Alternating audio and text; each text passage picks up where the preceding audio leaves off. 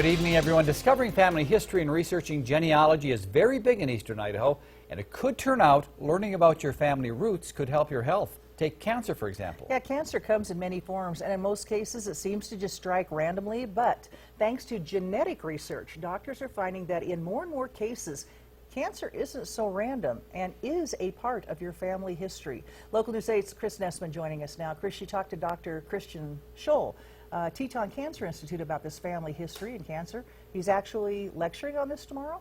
Yeah, no, that's right, Jane Carl. He is. In fact, Dr. Scholl specializes in this type of cancer research, partially because it's something that he is very familiar with. When I was in training at Ohio State University for all of this, I learned about, well, there's this gene that had been discovered that can cause breast cancer, and I called my mother and I said, you should go get tested for this. And so she went, and it turned out that our family carries it. It turns out that Scholl has several ancestors who were diagnosed with cancer.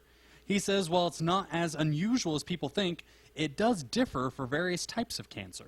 Say breast or colon cancer, perhaps maybe 5% of patients might have a genetic basis, whereas with ovarian cancer, it's more like 10% of patients. Dr. Scholl says there are some red flags people can look for that usually indicate if you have the genes for cancer. Young, multiple, and rare. So anytime you've got somebody who has cancer who is a young person, that's unusual. Anytime you have multiple cancers in one family, that's unusual. And then if you have a cancer that we just don't see very often, that's unusual. For people who are curious, there will be a public forum that's free to the public tomorrow at Mountain View Hospital.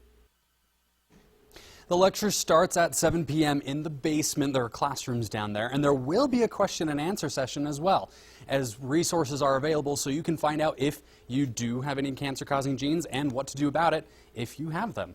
Reporting live in studio, I'm Chris Nestman. Yeah, very interesting. Thank you. Dr. Scholl says for people who do have the genetic disposition for cancer, most often they simply recommend increased regular screenings.